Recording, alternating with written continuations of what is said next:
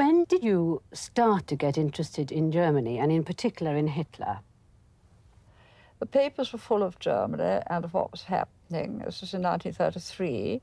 And when I met somebody who said, oh, well, if you come over there, I'll introduce you to him, I was extremely interested. Why were you interested? I think everyone was interested. To meet Hitler? Oh, they were. He dominated politics on the continent. I thought that I should meet him in the way that you do and to say, how do you do, really?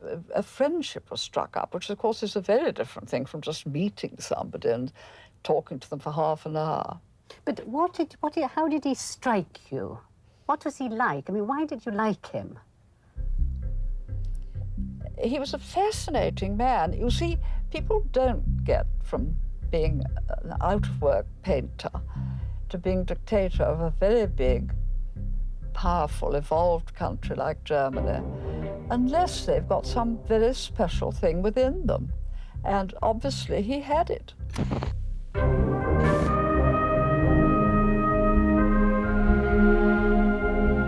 Everyone wants to know what Hitler's like.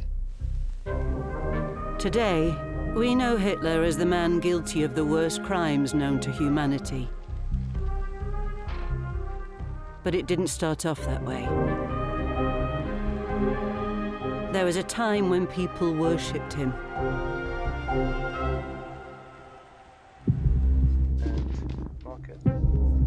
Now, with powerful dictators thriving once again, we're looking at Hitler through different eyes. Through his friends, his admirers, his contemporaries. Some are Nazis, few can be trusted. But when we see him as they did, perhaps we can grasp who Adolf Hitler was and what made him possible.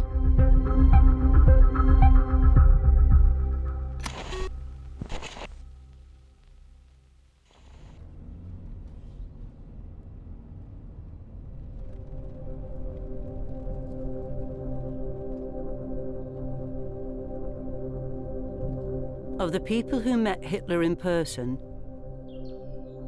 few are still alive.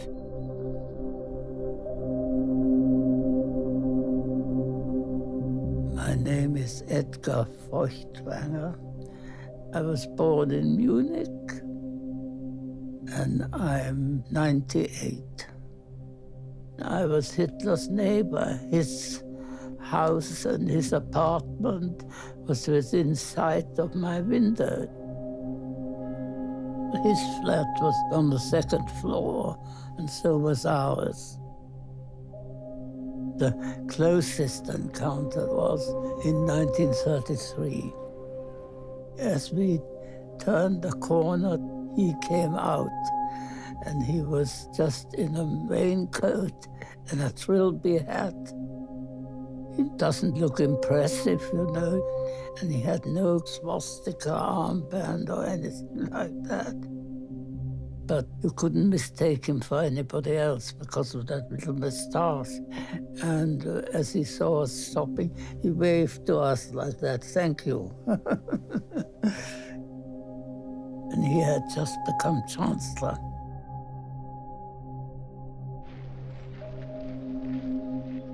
Just days before Edgar's encounter, Adolf Hitler had become leader of the German government. Now, he's at work dismantling the democracy that swept him to power, filling key posts with his own people, and clamping down on press freedoms.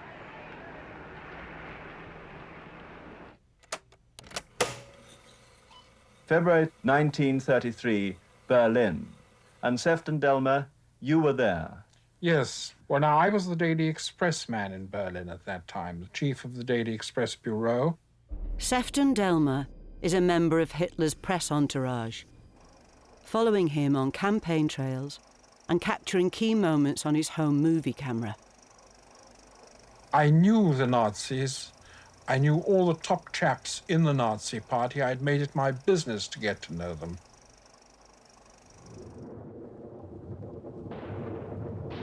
One night, Sefton gets a tip-off.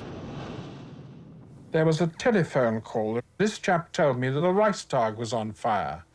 So I immediately dashed out of my office. I was there within half an hour of the thing having been discovered, and the first fire brigades were already arriving.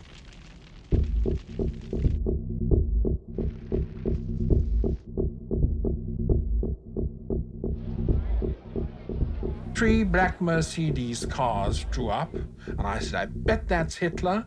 And sure enough, it was Hitler. He said, "Evening, Delmer."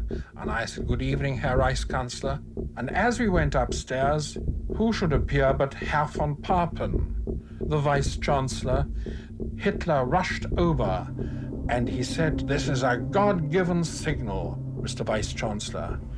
If, as I believe, this is the work of the communists, we must crush out that murder pest with an iron fist."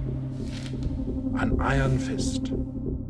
Sefton Delmer witnesses how quick Hitler is to pin the fire on his enemies, despite the lack of evidence. Hitler, now Chancellor, has announced that the fire was the work of communists and was intended to be the signal for a Bolshevist uprising throughout the country. Hitler rushes through emergency terror laws, slings communists and left-wing politicians in jail, and rams a decree through Parliament, handing him dictatorial powers.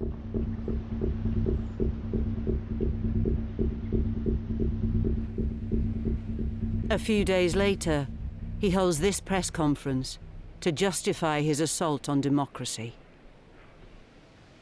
Meine Herren, seit dem 30. Januar hat sich in Deutschland eine Umwälzung vollzogen, die in unserer Geschichte einst mit Recht als die nationale Revolution bezeichnet werden wird. Dass ein solcher geschichtlicher Vorgang wie jede Kampfhandlung hier und da auch von bedauerlichen Erscheinungen begleitet ist, liegt auf der Hand.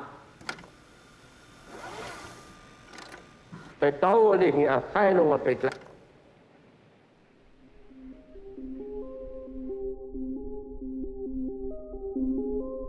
Rumours start to circulate about the harsh treatment of Hitler's political enemies in his new concentration camps. Hitler encourages members of the press to take a look for themselves.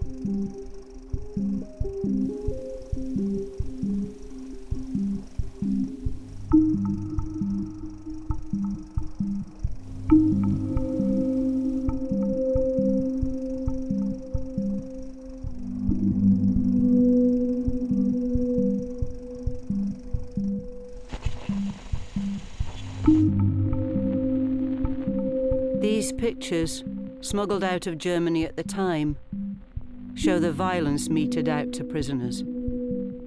Many will go on to die in custody.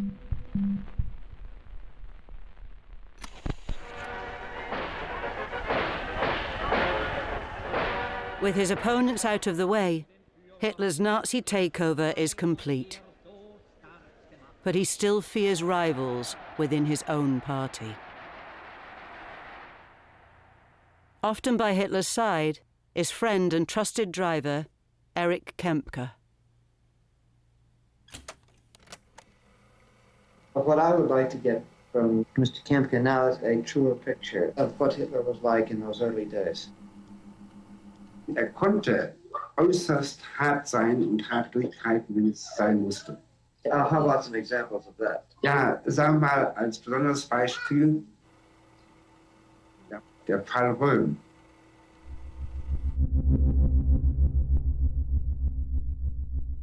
There's no one closer to Hitler than Ernst Röhm, a friend and ally since the earliest days of the Nazis, and now his second in command.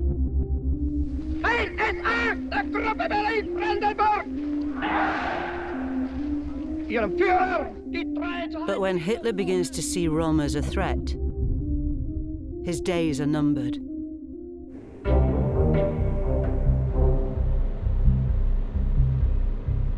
Dann morgens, glaube 4:30 Uhr, sagt mir der Chef, wir fahren jetzt zum Hotel Hanselbauer.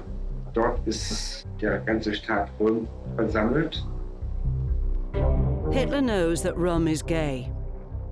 He's discovered Rum's away, relaxing with his stormtroopers. He hopes to catch him off guard, to inflict maximum humiliation. Der Führer sagte, Sie müssen so ruhig reinfahren, dass keiner etwas merkt, dass wir kommen. Der Rum hat eine Schweinerei vor, wir müssen die unterbrechen.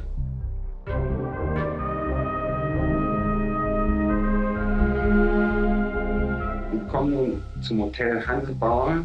Der Hoteldienst kommt entgegen und sagt, ich möchte zum Stadtchef. Dann daraufhin führte er uns rauf ins Schlafzimmer von Röhm. Der Chef kündigte ihn an. Ernst, du bist verhaftet. Was it true that there was a young boy in the room? Der war nicht mehr da. Das Bett war wohl zerwühlt, aber er war nicht mehr da. Und die haben scheinbar vergessen. And Hitler was screaming like a madman, "You pigs, you should be shot." Ihr Schweinekerle, erschießen sollte man euch. After personally taking Rum into custody, Hitler orders for him to be executed. At the same time, he authorizes the murder of 100 other rivals and critics. The 30th of June 1934 was a very, very important day because it became obvious that this government, as a government, started to become a murder. They shot a great number of people without any bringing them to court. They just killed them. And not only direct enemies of Hitler, but also other people who they felt were unpleasant. Hello, hello. This is a German broadcasting company in Hitler Berlin. justifies the wave of terror by positioning himself as Germany's savior. The German Reichstag will be addressed by the Führer Adolf Hitler. Ich habe den Befehl gegeben, die Hauptschuldigen an diesem Verrat zu erschießen. Und ich gab weiter den Befehl, die Geschwüre unserer inneren Sonnenvergiftung und der Vergiftung des Auslandes auszubrennen, wie auch das rohe Fleisch. Wenn mir jemand einen Vorwurf entgegenhält, weshalb wir nicht die ordentlichen Gerichte zur Aburteilung herangezogen hätten, dann kann ich ihm nur sagen, in dieser Stunde war ich verantwortlich für das Schicksal der deutschen Nation und damit des deutschen Volkes oberster Gerichtsherr.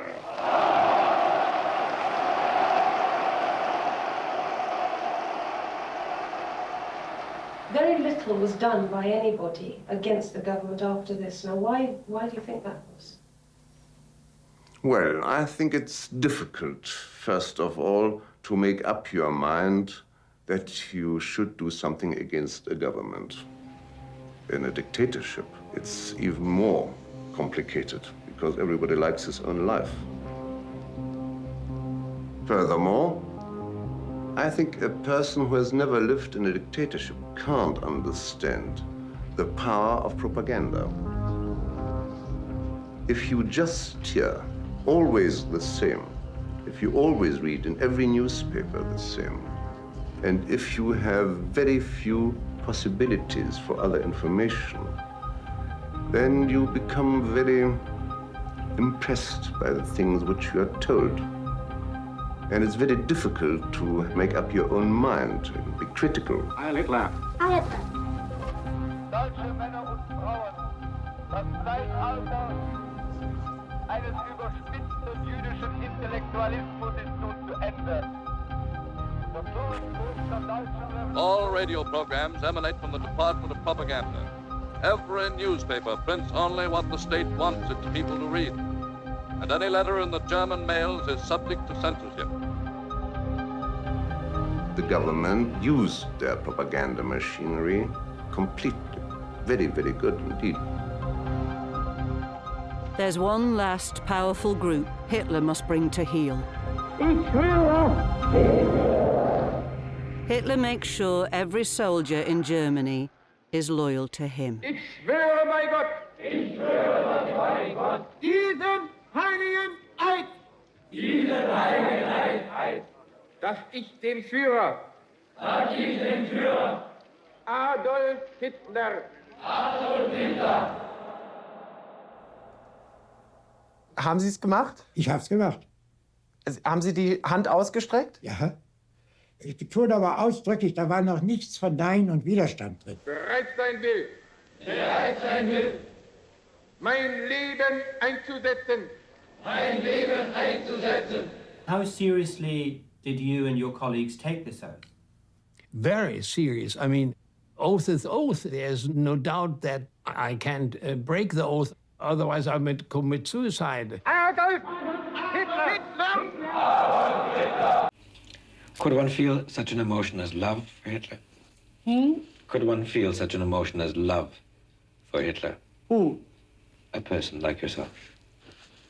I not, but I can think so because you know that several women are fall in love for Hitler very strong, yes? Not you. No possible, no. Never.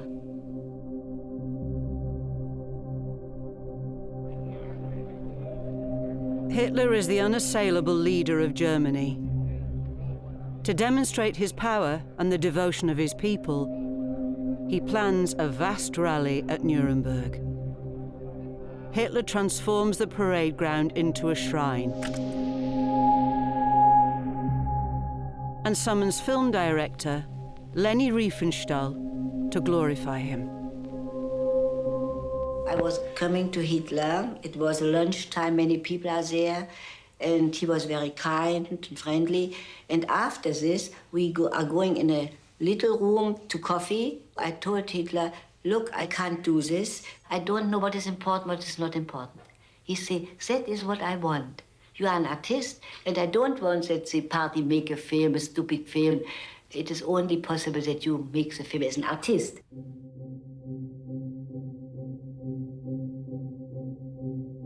With an unlimited budget and a crew running into the hundreds, Riefenstahl creates an epic spectacle. A delighted Hitler unveils her film to the nation. Der Nationale Filmpreis 1934-35 wurde Leni Riefenstahl für den Film vom Reichsparteitag in Nürnberg Triumph des Willens zuerkannt. Er ist zeitnah, weil er die Zeit darstellt. Er bringt in monumentalen, nie gesehenen Bildern das hinreißende Geschehen unseres politischen Lebens. Er ist die große filmische Vision des Führers, der hier zum ersten Male bildlich in nie gesehener Eindringlichkeit in die Erscheinung tritt.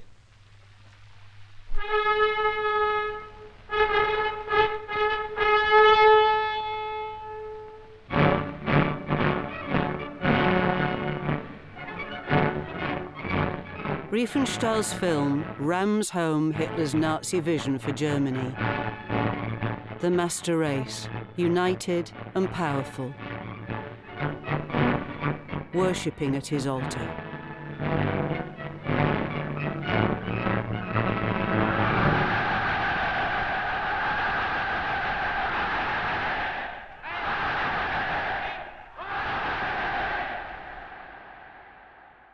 Wouldn't you say that The Triumph of the Will is a propaganda film? If I would see this film today, after we know everything what happened, I would say yes. In this time, 34, natural no. In Germany, if you remember, 90% of the people are enthusiastic in this time. It was a time before Hitler was coming. We have had 7 million people without work, and so Hitler makes us better and better. You can see that all the people who are there very enthusiastic. It was like, wie sagt man, eine Welle, yeah? A wave. The people who are there, they are thinking we will have peace the whole time. Yes, we are not thinking about what can happen later. That was really our mistake.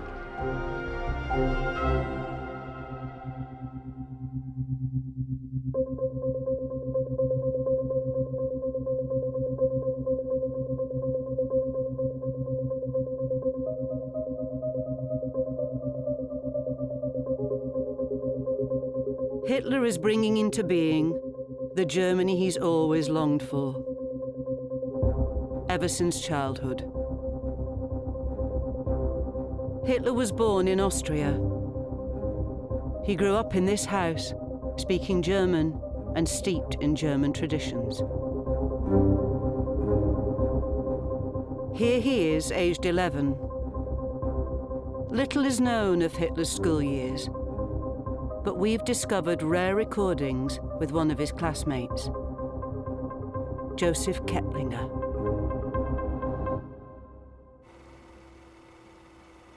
Weißheimer war ein guter Schüler, nicht wahr? Er hat seine Lieblingsfächer gehabt. What were they? Geografie, Geschichte, Deutsch. Er war natürlich ein riesiger Germanenanhänger. Ja. Ein Germanenanhänger war er.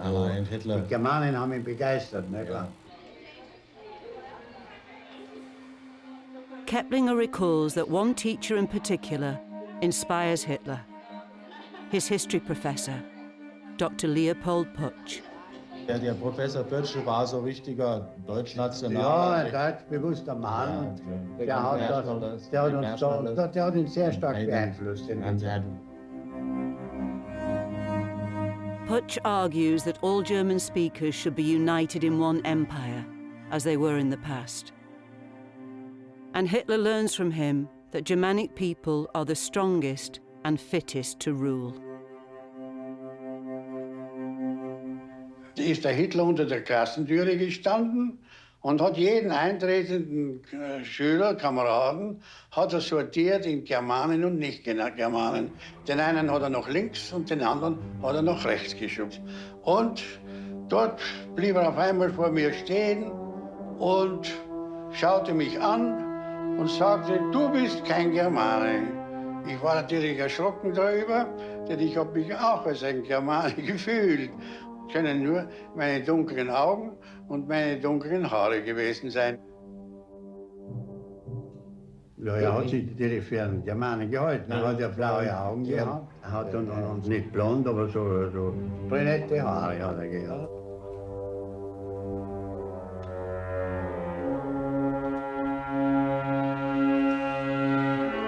Nationalism would become Hitler's obsession, driving his plans for Germany.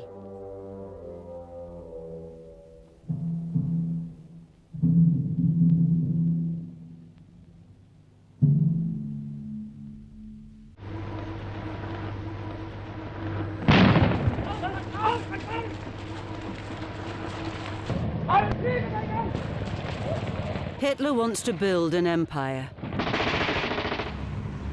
In 1935, he begins the rapid expansion of the armed forces.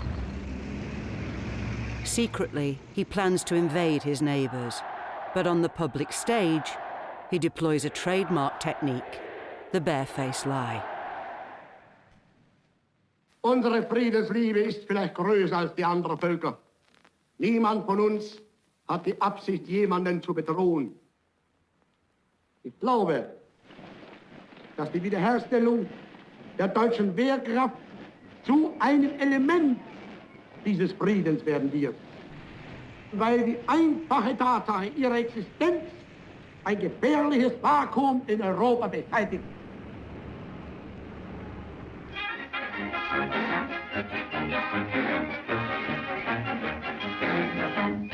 Significant meeting. British Legion representatives are received by Hitler. We British never felt anything deep respect for... Hitler is playing peacekeeper, making friends with former enemies. He makes sure he's caught on camera for the British newsreels. Nur ein Beuge, in Süddeutschland, in Baden wird die Rhein tief. Next, he invites to tea the British Prime Minister who led the fight against Germany in the Great War, David Lloyd George. Once they hated him. Now Lloyd George is a welcome guest in Germany, and his promenade through the picturesque Bavarian village of Berchtesgaden is preliminary to an interview with Hitler in the Führer's mountain retreat. Accompanying Lloyd George on this trip is his private secretary, Albert Sylvester.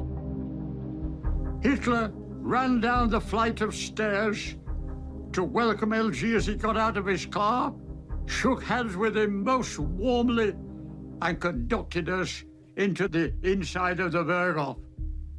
I asked whether Hitler would permit me to take photographs, and he asked the Führer, and Hitler nodded to me that I could.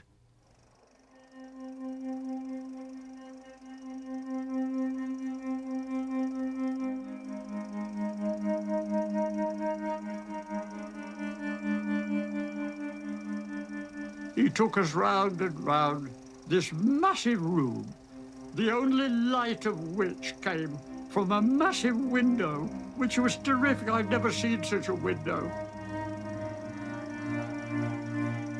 Then we were taken by him to tea.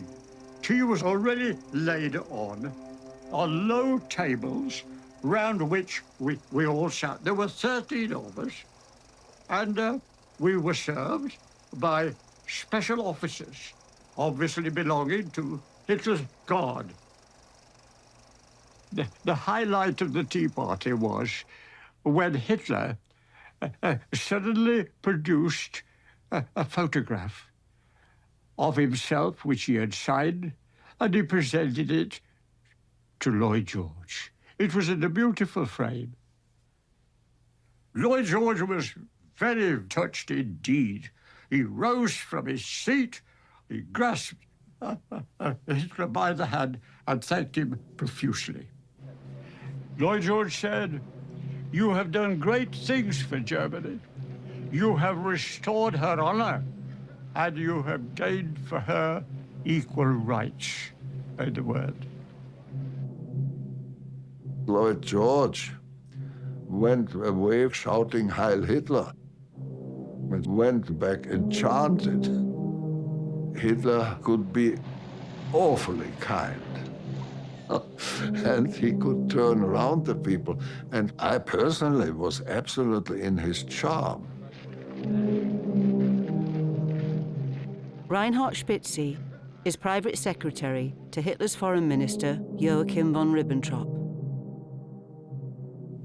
The first time I've seen Hitler was in Obersalzberg, to this big room where there was this moving window, and there Hitler and Ribbentrop were walking up, down, 1 hour, 2 hours, and 3 hours, and I pinched myself, I kicked myself.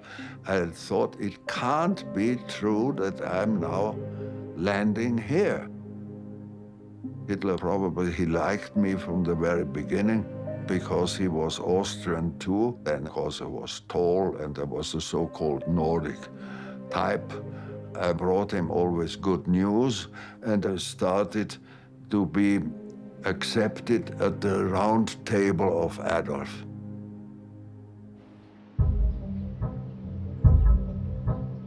In March 1938, Hitler makes his move.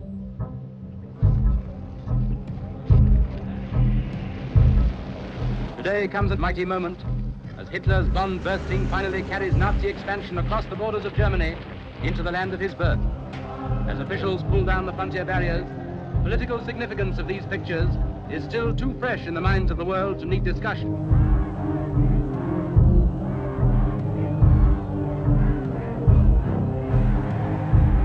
As his troops march into Austria unopposed, Hitler crosses the border with them. I asked Hitler if I could go to Austria with him, because his ADCs told me before, no, there's no place for you. And then Hitler said, yes, Spitzy comes with us.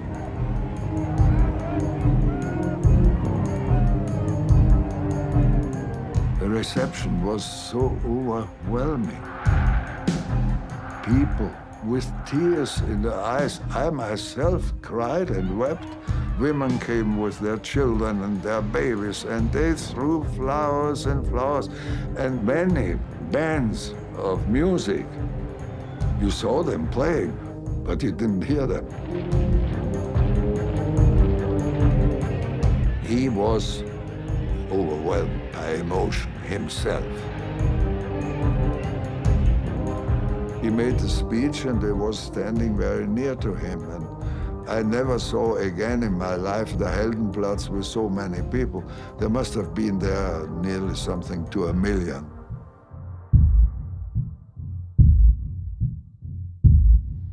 Deutsche Männer und Frauen, ich proklamiere, die älteste Ostfahrt des deutschen Volkes soll von jetzt ab das jüngste Feuerwerk der deutschen Nation und damit des deutschen Reiches sein. But Spitzy only tells one side of the story. Many Austrians don't want to join Germany. Austrian Jews and other minorities are intimidated and publicly humiliated. After a wave of arrests, a referendum is held. Hitler declares 99% of Austrians are on side.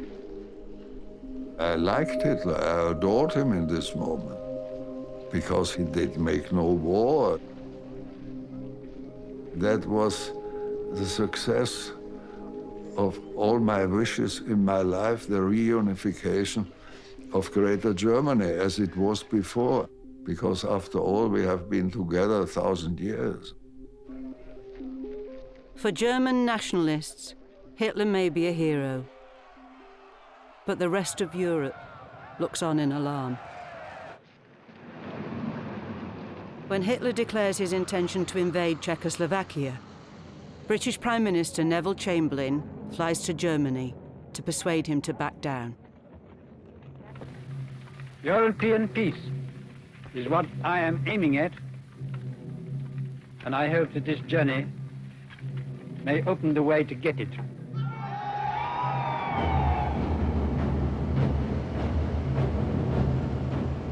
The visit does not go well. I think the best way to characterize that meeting was to use this tune sung in England during those days, Stormy Weather. The only witness to the 3-hour conversation is interpreter Paul Schmidt. For the first time, Hitler proclaimed his ultimate ends in his policy, which was the complete subjugation of Czechoslovakia. He said, I'll do it one way or another, which meant either you agree with me or I'll do something forcibly. To which Chamberlain became furious and said, well, if you want to proceed against Czechoslovakia anyway, why did you let me come to Berchtesgaden at all? I think I had better go home and talk to my colleagues about it all. Frieden oder Krieg! Den Deutschen endlich die Freiheit geben, oder wir werden diese Freiheit jetzt holen. Ich gehe meinem Volk jetzt voran als sein erster Soldat und hinter mir... So bitte ich dich, mein deutsches Volk, tritt jetzt hinter mich, Mann für Mann, Frau und Frau.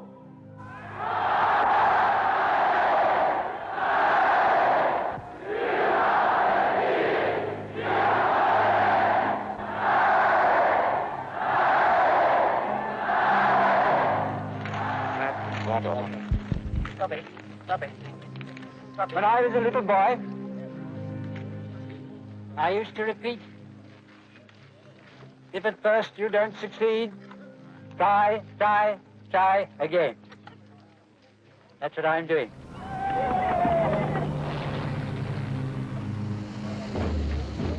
Back in Germany, Chamberlain tries to broker a last-minute peace deal.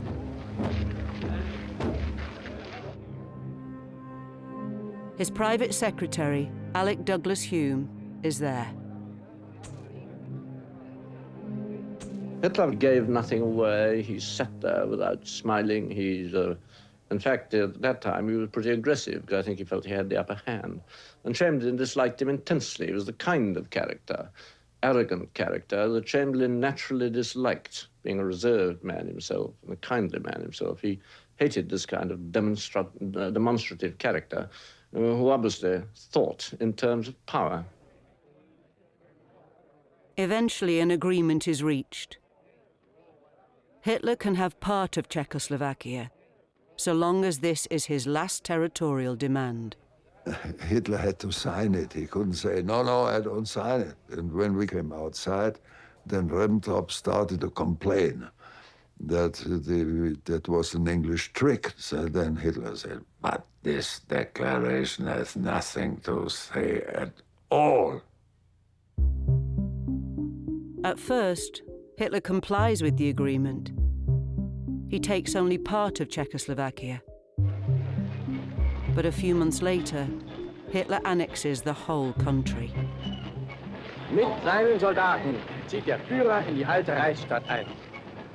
Something to celebrate.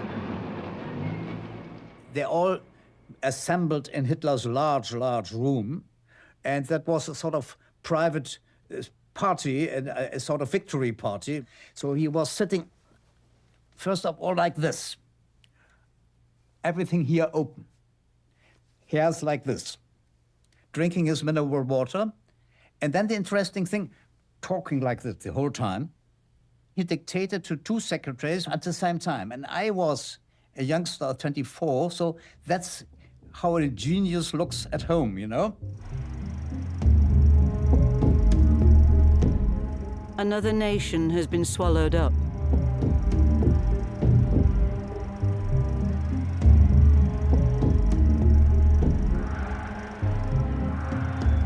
Hitler's great strength was he seemed to have an instinctive understanding of the weaknesses of the French and British governments.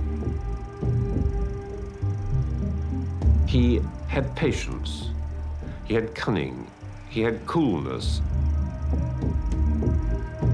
I think that Hitler, at his best, or worst, however you prefer to look at it, was one of the great men of history in his thoroughly evil way.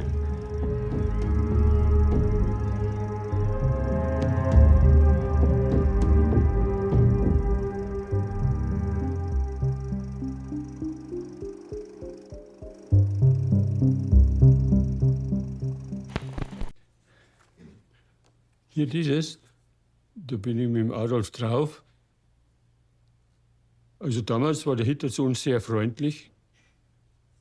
Ich heiße Gerhard Bartels und bin jetzt 91 Jahre. Nicht? Ich habe Hitler zum ersten Mal getroffen, 1933. Der war oft hier. Nicht? Als Hitler kam, saßen die meistens bei schönem Wetter auf der Terrasse. Da mussten wir dann hingehen nicht? Und begrüßen. Nicht? Diese Fotos, das waren ja mehrere, die wurden ja in jeder Buchhandlung verkauft. Nicht? Millionenfach wahrscheinlich. Nicht?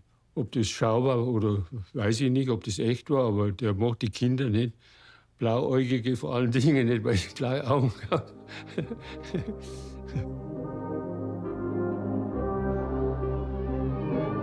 As Hitler takes over Europe, he's training the children of Germany to rule it for generations to come.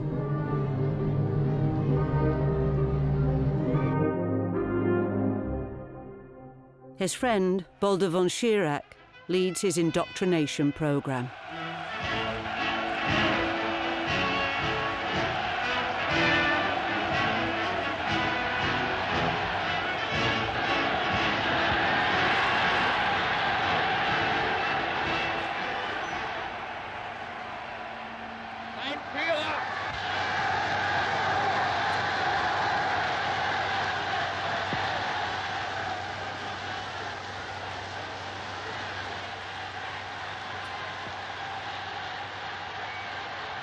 Meine Kameraden, Adolf Hitler, der Führer der deutschen Jugend, hat das Wort.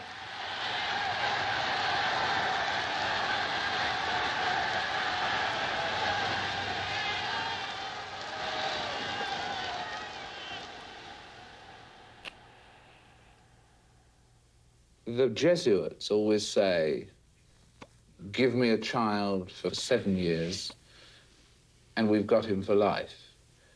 Did you feel that, really? You really had that effect on your youth? You were as powerful with your youth as the Jesuits, weren't you? Yes. a clear and clean yes. I loved the kids, and the kids loved me.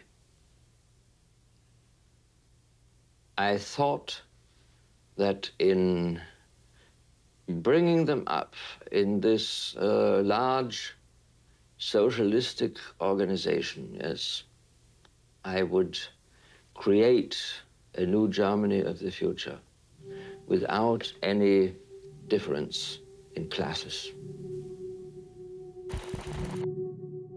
In 1938, Alfons Heck attends one of Hitler's vast rallies.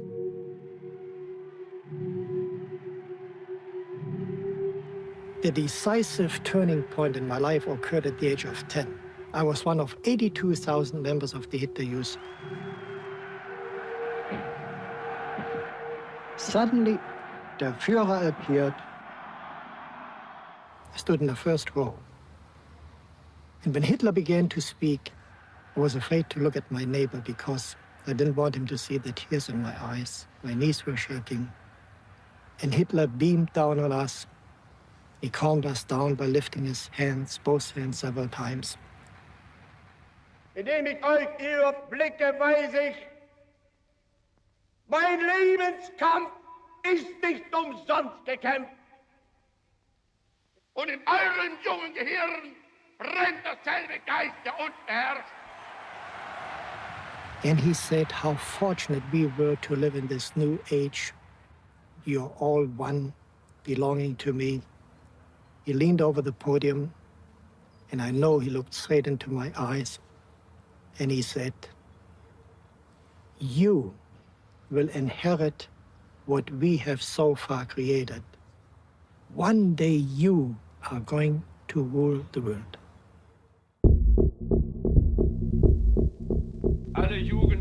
And there's one group Hitler teaches all Germans to rule over.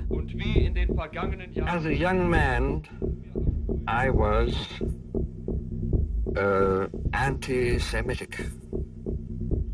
And that was, at that time, the feeling of almost the majority of the German younger generation.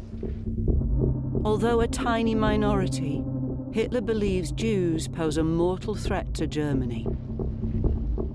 Forbidden from working in one profession after another, they are now barred from German citizenship.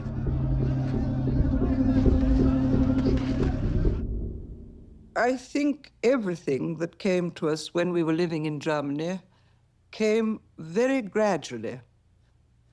That was part, perhaps, of the way Hitler managed these things. It came on us rather drip by drip, rather like an anesthetic, one could almost say.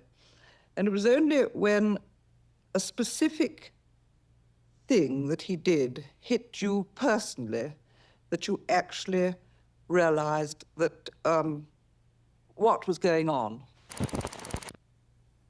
The first time was when a Jewish doctor who was looking after our children suddenly told me that he could not come again because he'd been warned not to lay his hands on Aryan children. And I remember thinking, what? This is crackers. And I remember telephoning him, then going round to his house. He'd left for Holland, and I heard that he'd committed suicide. And I think that was the moment that came to me that this was really something very, very terrible was at foot.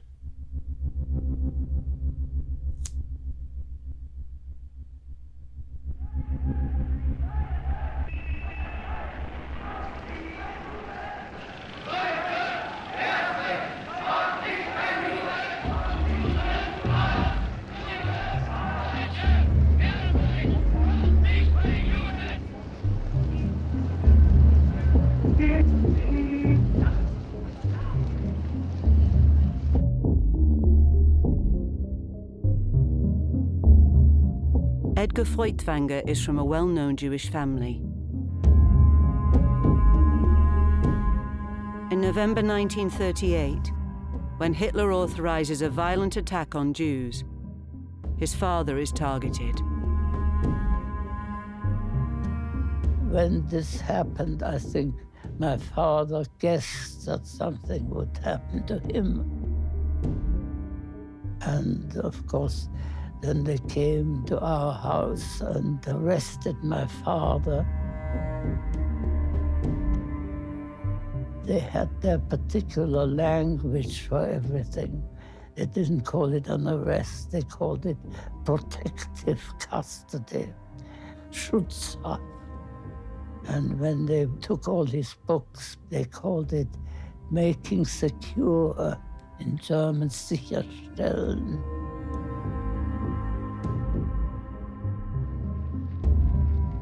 We knew there was a concentration camp at Dachau. We knew that, and we knew it had been taken there. It became obvious that we had to leave Germany as a family. I was sent ahead across the Dutch border, and then I was picked up in London. It was obvious that that had to happen. We couldn't live in Germany any longer. Yeah.